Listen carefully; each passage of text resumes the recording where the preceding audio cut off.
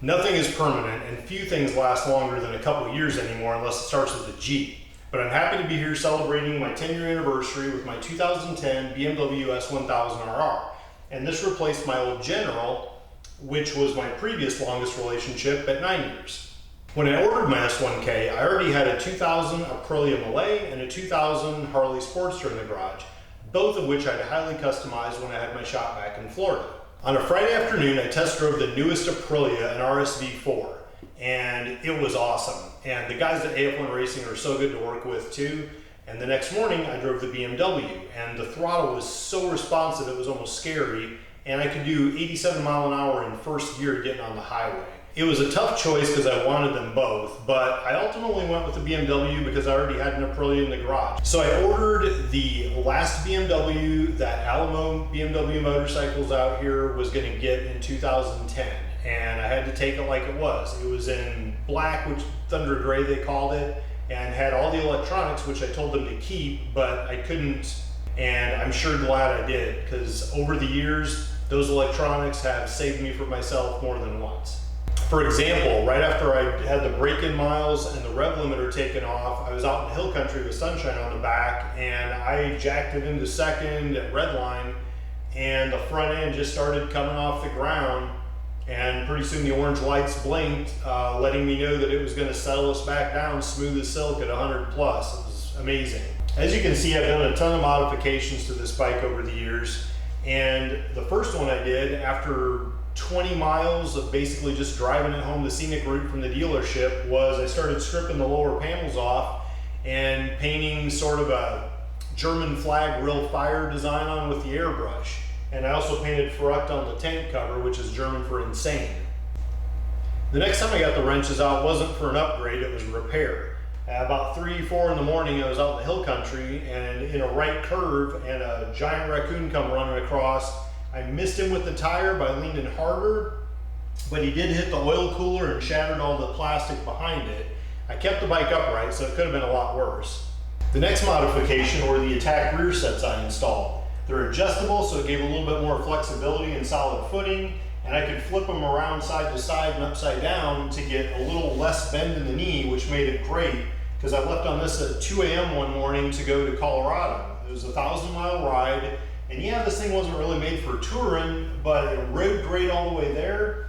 And up in the mountains was nothing short of amazing the way it cut through that rock. And just that thrill of knowing you're basically one mistake away from a skydive is intense.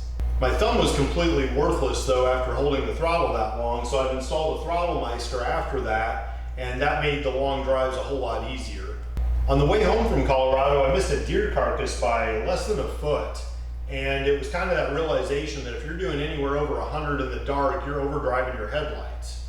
And so to kind of experiment with how to mitigate that, I installed a FLIR thermal vision system, which is military grade equipment in the Cadillacs, and thought I'd try it in the car first and see how that worked. And it's amazing, you can see forever with it. It's the only way to drive at night. Next, I installed a 520 rear chain and new sprockets, and that was shortly before going to my first Texas Mile event. In that event, I went from 0 to 167 miles an hour in 1 mile. I decided to break the cross-country record on a motorcycle, so I did quite a few temporary modifications before that ride.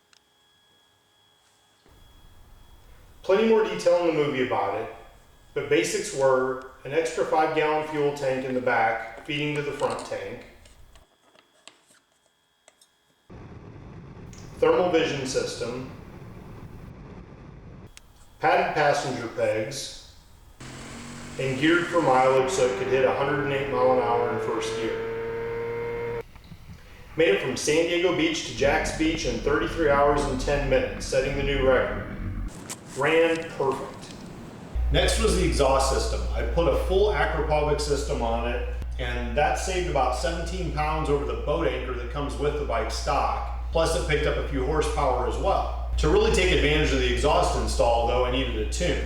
And I don't really want to get caught up in the drama among the suppliers, so I'm just going to call them like Supplier 1, S1, Supplier 2, S2. So I got a tune from Supplier 1, S1, and they provided me a real cool little handheld device that was very easy to use. I could easily switch back from pump gas to a race map or the stock map if I wanted for whatever reason. and it picked up quite a bit of power.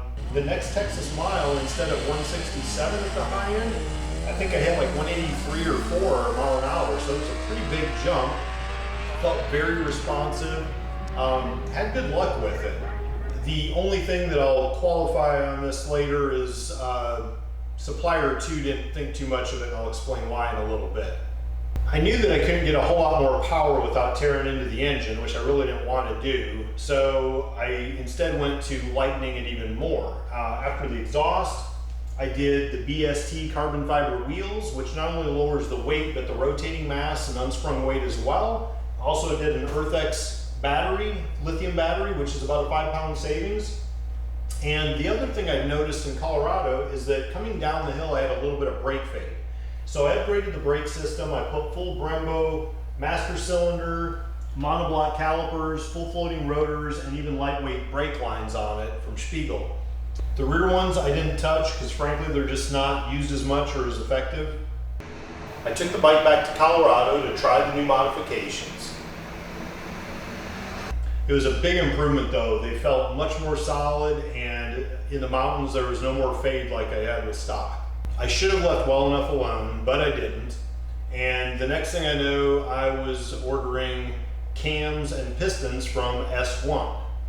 In doing so, and realizing I had to drop the engine, I was going to get an engine stand, and I called a supplier 2 to order the engine stand, and he talked me out of buying the S1 cams and pistons. Now I'd already purchased them, so I had to go return those and get charged with a restocking fee, but I started buying parts from S2. His reasons for not wanting to use S1 cams or pistons made sense. He was the only supplier for S3 who is from Germany, and they did the race bikes over there, so I figure if they trust this individual, why shouldn't I? I sent the head and the ECU to S2, and pretty soon parts started showing up, like the S3 cams, springs, pistons, a new set of rods. I also ordered a bigger radiator for the added heat that would be coming from the engine. Since the high performance radiator is intended for track use, I had to modify it to accept my stock fan because I'm still driving on the street and you may get caught in traffic. You just can't run without a fan around the city. I also added a high performance STM racing clutch. I added a more aerodynamic zero gravity windscreen, and I also installed all the carbon fiber body panels for about 67 ounces of weight saving. Building this engine was nothing like building a Harley or chopper. Every fastener, I made sure to get the book out. I torqued to the proper specs. When I had the rod and piston assemblies put together, I took a file and I ground down the letters on the rods to ensure that all 4 assemblies were matched perfectly within 0.1 grams of each other. S2 called me after looking at the head and claimed that the S1 tune had burned up my head, warped it, and ruined it. But he was going to give me a free $3,000 head that he would rework as we agreed. I eventually got the whole bike put back together, and everything in that engine that I could, I replaced with something newer or better. Made sure everything was as perfect as I could.